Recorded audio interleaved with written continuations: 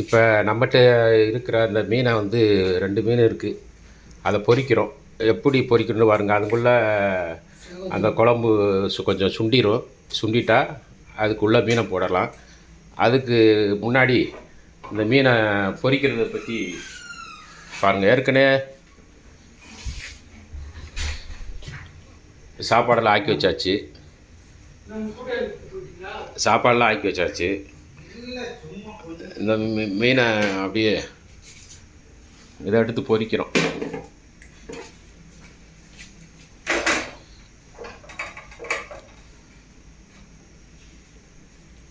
அப்படி போடுறோம்.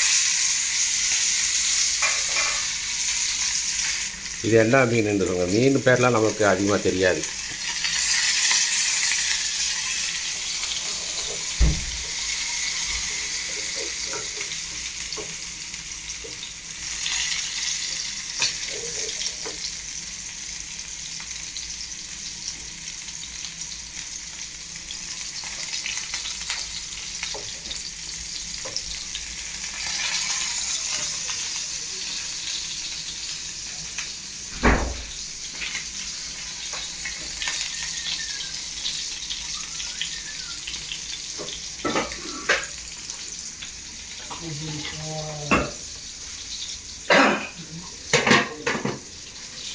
சொல்லுங்க.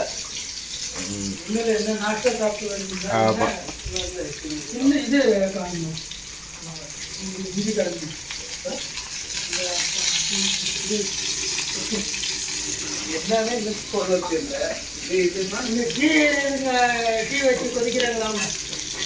நெருப்பு கம்மியாக வச்சு பொரிக்கணும். கம்மியாக வச்சு பொரிச்சா தான் நல்லா. அப்படி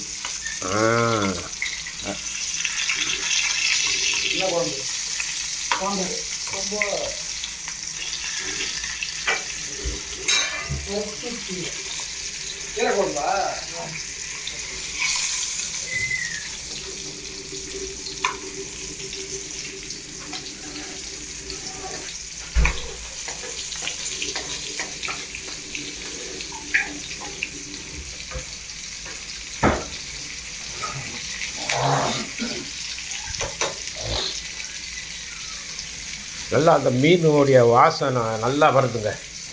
நிற்க முடியல.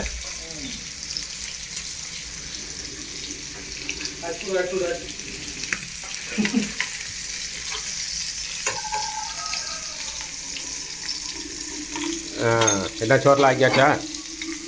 சோறில் ஆக்கியாச்சா?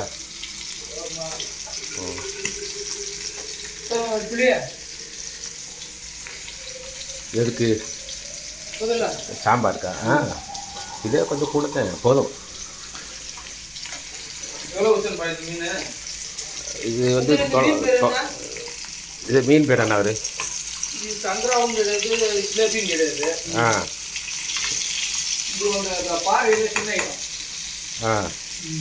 இதா கெளுத்தி இது இல்லை. கெளுத்தி வந்து மண்டைக்கு நேரம் ஒரு முள்ளு வரும். முள்ளு மீசு அதை கெளுத்தி.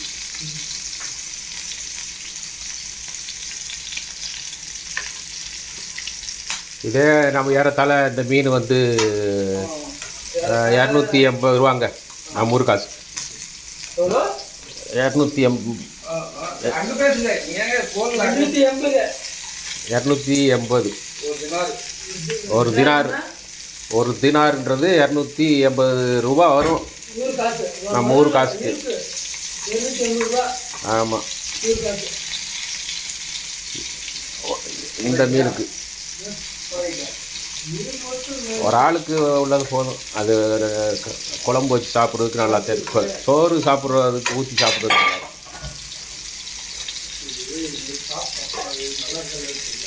அப்படி கொஞ்சம் நேரத்தில் அடி புரட்டி விடணும்.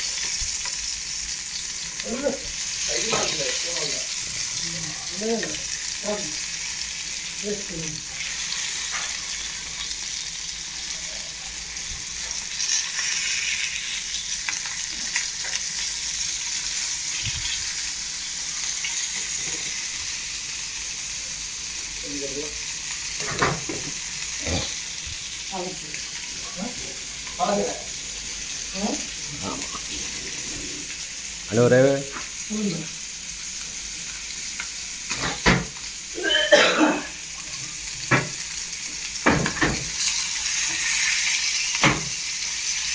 நல்லா புரட்டி புரட்டி எடுக்கணும்.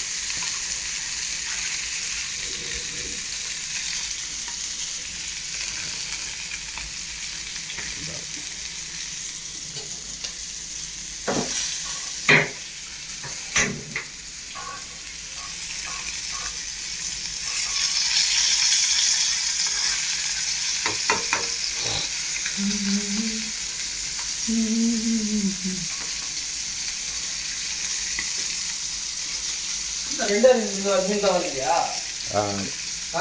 இந்த குழம்பு போட்டு அப்படியே இதை வச்சு சாப்பிட முடியாதுல்ல.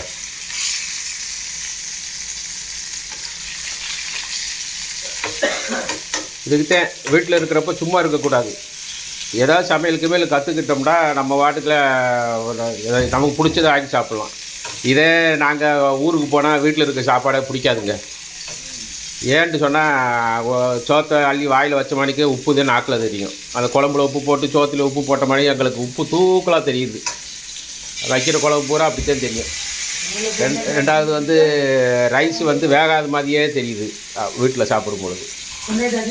ஆமாம், வீட்டில் அது செஞ்சாங்கன்னா குறை சொன்னோம்னா நம்மளே சமைக்க விட்ருவாங்க. அசந்தா